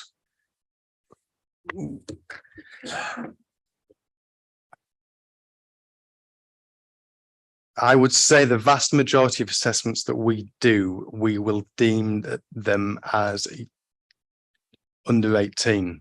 We do brief assessments where we will, which is a recognised type of assessment, where we will have a young person at a hotel claim to be under 18, and then we will go and do that brief assessment, and very clearly we will think, I don't think so, and we will have done that assessment on how physically they look. But that's not the only tool that we will use. But we will say to that young person that actually we don't think that you are under 18 or you are anywhere near under 18. We'll give them a letter, we'll give them a contact to some third sector organisations so they can appeal that immediately. But interestingly, we get very few appeals of those. So I think I would probably say no more than 5-10. I'm guessing here, I'm afraid, but probably no more than 5-10% of all the age assessments that we do, we will deem them to be over adults, over 18. Okay, quite interested in that as a piece of data. Just going to say something. It might be worth saying that we, and I think our legal representative can help us here. We've had, I think, about 13 judicial reviews or threats of judicial reviews in the last calendar year, and that's young people who we've deemed to be over 18 who have taken us to court say, no, we're not. And I think I'm right in saying that Leeds have won 12 out of the 13 court threats to judicial review. So the judge said we are right in 12 out of 13 of our age assessments when we've said 12 out of 13 are over 18. Sorry, so that's where we've said they're over 18. Yes. Yeah, I'm asking it, I suppose, the other way. When I'm just trying to get a handle on how many, when we're saying they're under 18, how many that's borne out with. But that's helpful. Thank you, Helen. I just wanted a little bit more information on how you work with schools and colleges, particularly if they're not Leeds City Council, they're multi-academy trusts, and if there's any conversations with the children in terms of how they're settling in, the support they're getting, and also emotionally, but also around the language as well, because having represented somebody who's a teacher or supporter of children with English as a second language, who really felt that in the school she was in the multi-academy trust, it was very much lip service, the support that those children had. So how is that monitored and discussed? Sorry, go on. So that the support for young people will be, as looked after children, they will have an educational plan, so a personal education plan. They will also have oversight by their own social workers on an individual level. Any issues around support for that child will be covered in their individual plans. But there are many schools in Leeds that are really welcoming to diversity and working with social workers around that. But that will be covered on an individual basis as a looked after child, and our social workers with their corporate parenting responsibility will look into that, any particular challenges that come to light. Thank you for that. John, did you want to come in on that? No? You don't have to say that we've got some excellent links with the colleges that Patsy said earlier. And if there's any young people that need to go to school rather than a college, that we usually access one or two of the high schools rather than a scattergun approach to putting young people under 16 into the local school, because we know that some one or two schools are very good at offering support for our unaccompanied asylum-seeking children who would be in high school age. Thank you for that. Just as an aside, you mentioned earlier on that generally unaccompanied young people are coming from a more limited geographical area than we might expect. Where are predominantly people coming from? So Afghanistan, Eritrea, Sudan, Syria, Iraq. Help me out.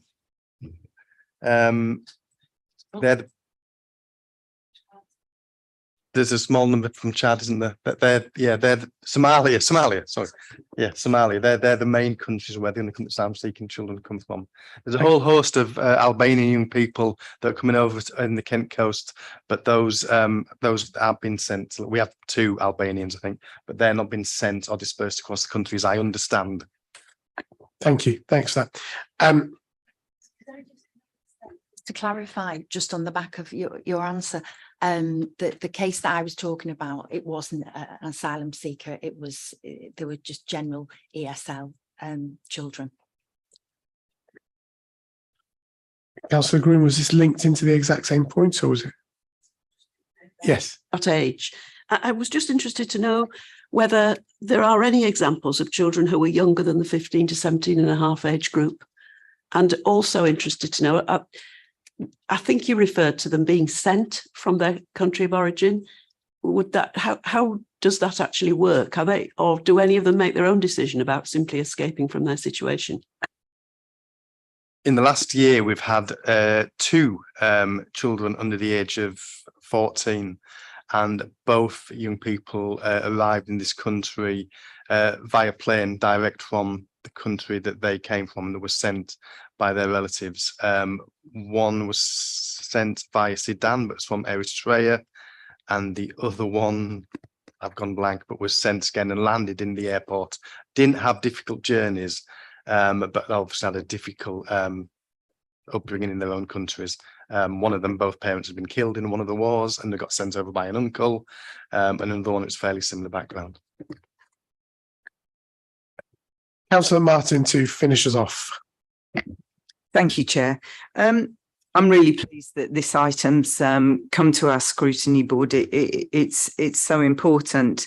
Now, the Children's Society has said that under the provisions of the Illegal Migration Act 2023, children and young people who arrive in the UK seeking safety will be locked out of claiming asylum and denied the help and protection that they need.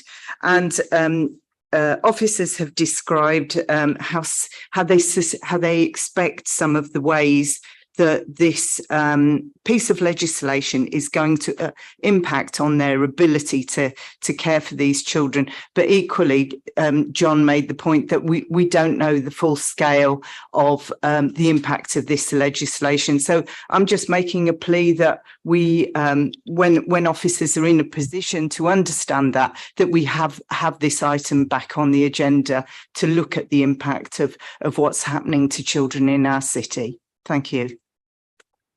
Thank you. I'm sure we'll make sure that is, I'm sure you'll make sure we do. Thank you for that. Thank you, everybody.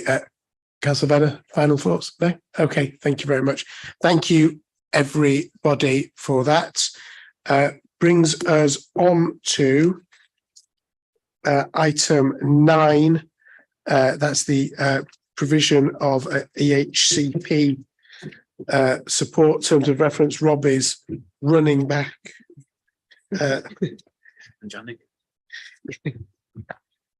Page 39 of the bundle for those who are looking. Rob, do you want to give us a brief intro? Yes, thank you, Chair. Just very briefly to provide a bit of context on this. This came from our meeting in June under the sources of work item, where the board agreed, I think, to look in detail at EHCPs. We considered a draft terms of reference in July, and the appendix to this report, Appendix 1, does cover the amendments that have taken place following member feedback. They were mainly around including health partners, expanding the witnesses as was suggested by members last time, and also to have more of a focus on the wider work of the Sensat team. I think Phil's here, Chair, to do the main detail on this, but that is the sort of the scrutiny background. And just to obviously flag up, we have a working group on this on the 22nd of September. Thank you, Chair. And I'm right in saying that PwC are coming to that working group. That's correct, isn't it? That is correct, Councillor Cohen. Yes, we have a number of attendees from PwC who have accepted the invite. So without further ado, I will hand over to Phil. Thanks, Chair. A relatively brief set of remarks, realistically, because we're conscious that the Scrutiny Board has requested to do their review of our EHCP processes. We've engaged PwC to help us with some capacity in terms of looking at the processes that are currently in place. That review is currently in train. Appendix 2 shows you where that was a week or so ago.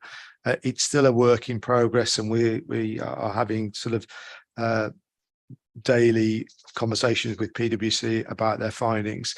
And as Rob and the Chair have indicated, the suggestion that we're going to make to the Scrutiny Board is that we bring PwC to your working group meeting on the 22nd.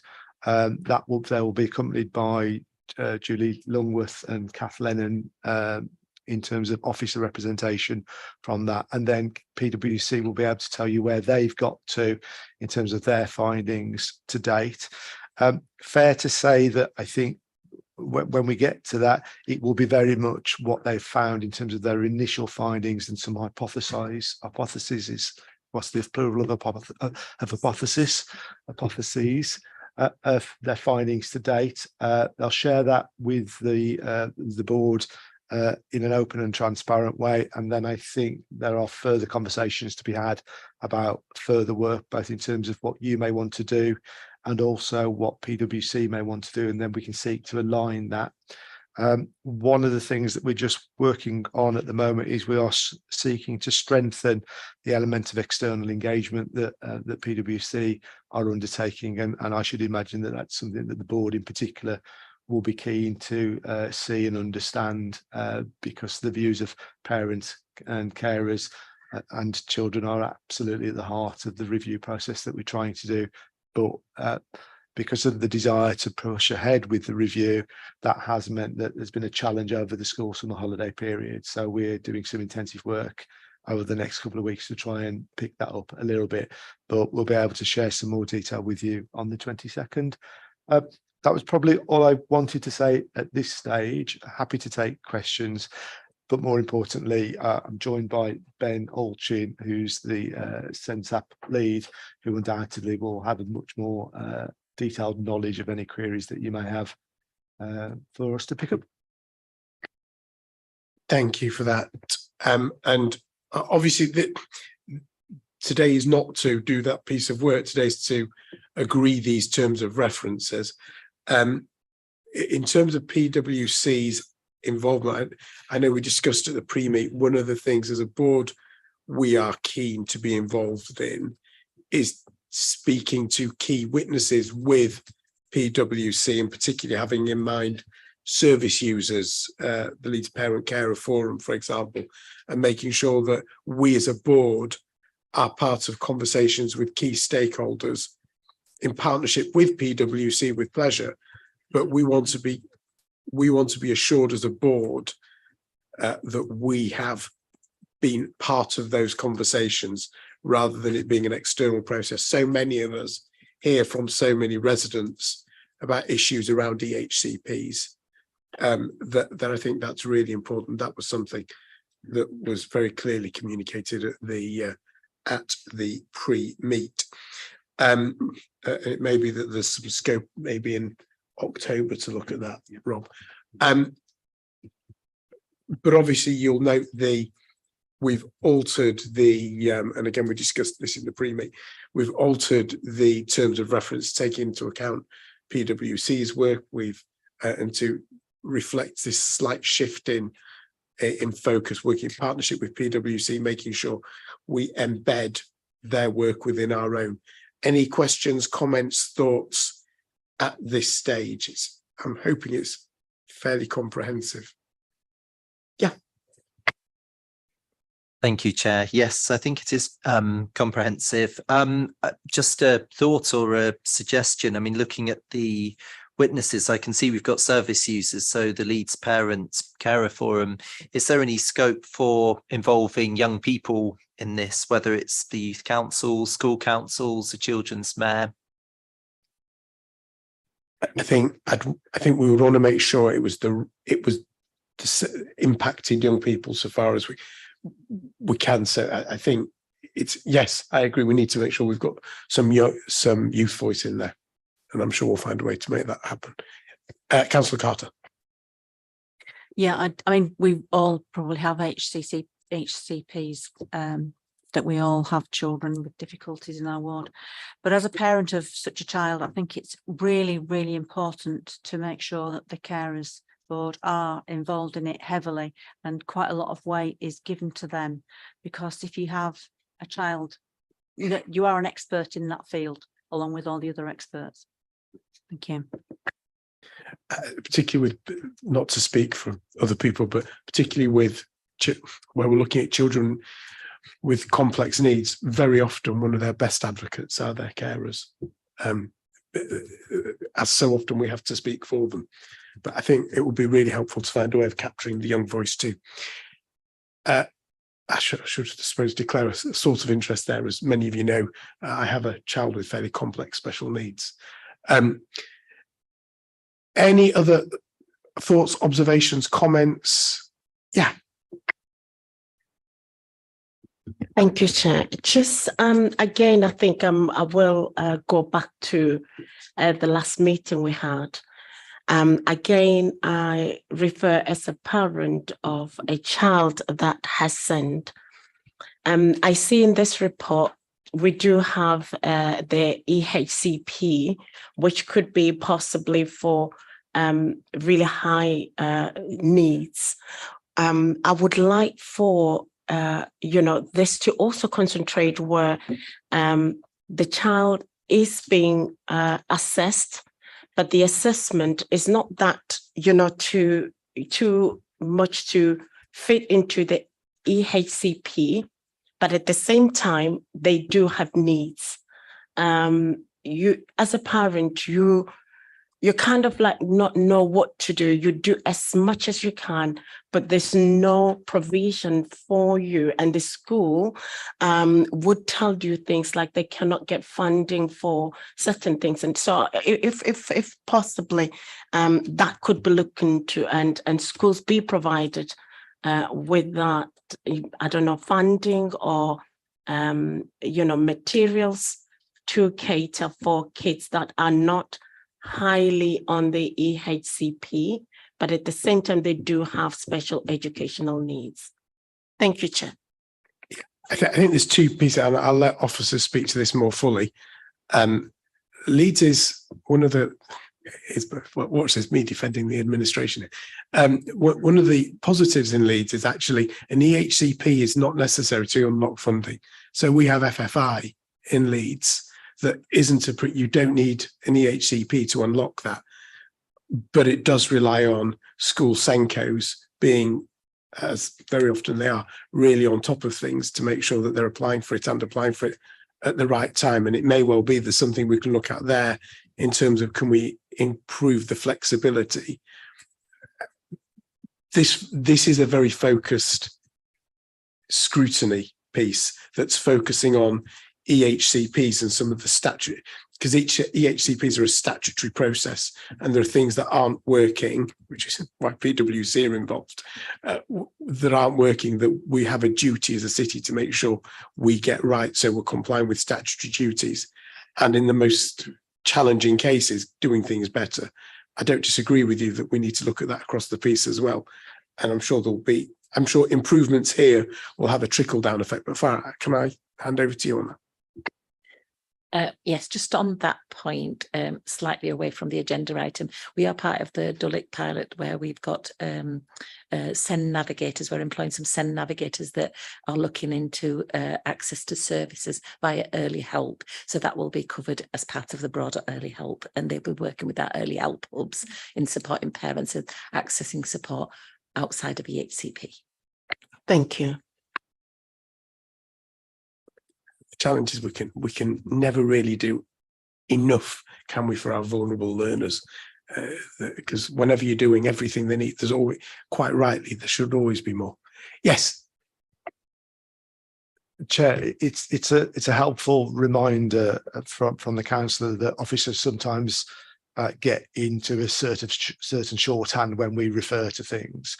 the work that PwC have been engaged upon and recognising there is the issue about alignment in terms of the work that the Scrutiny Board specifically wants to look at is very much broader than EHCPs. It's very much about an end-to-end process review that picks up what happens in terms of a child at its first interaction with the local authority and partners right the way through that process. So just to assure members that the PwC work isn't starting and ending at the EHCP process, it picks up elements before and after in terms of that, and indeed FFI and the issue about its juxtapositioning with the EHCP statutory process is a key area of focus and activity.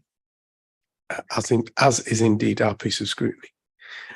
Anything else on this? Anybody else want to comment, question? Yeah.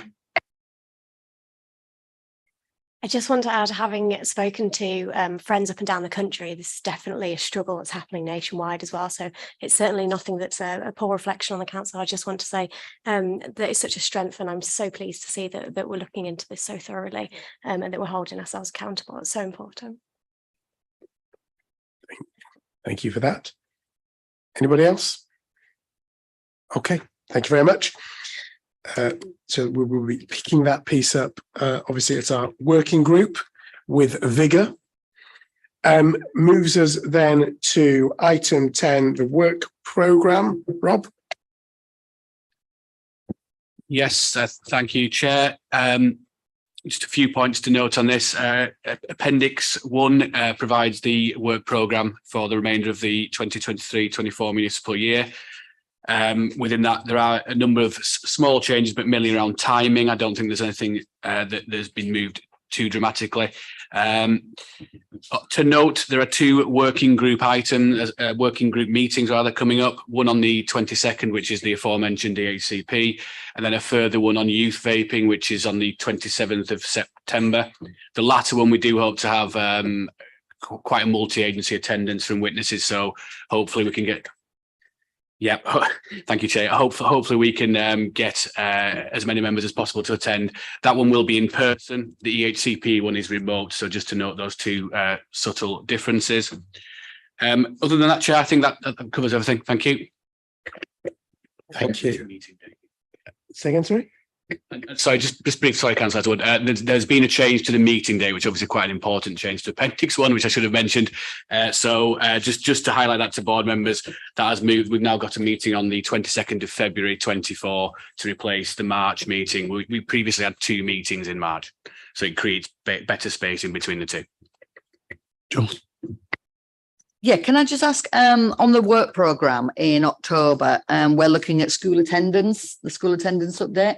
I'm just wondering what we're covering in that. Apologies, I've not got any information on that in front of me. Because and a couple of meetings ago we talked about children who can't go to school. We're just talking about EHCPs, and those children who don't have EHCPs but can't go into school. You know, they're finding it very difficult to attend mainstream school, and we don't have provision for those children. And I am, as a result of that, a group did contact me, and I am meeting them with them this month, hopefully. And I will obviously want to feed into this.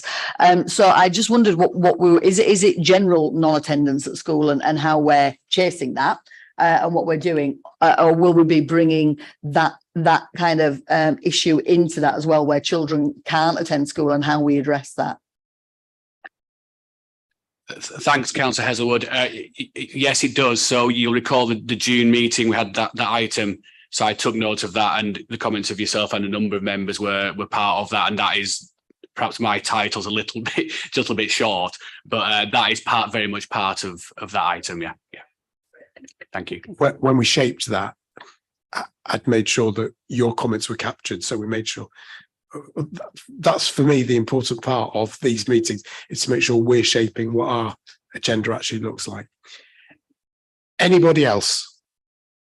Speak now or hold your peace till the next meeting. No? Okay, everybody. Well, thank you very, very much. Thanks for everybody's contributions today. Thank you, officers, exec members. I look forward to seeing you at the working group and some of you at council next week. Take care. Have a good afternoon, everyone.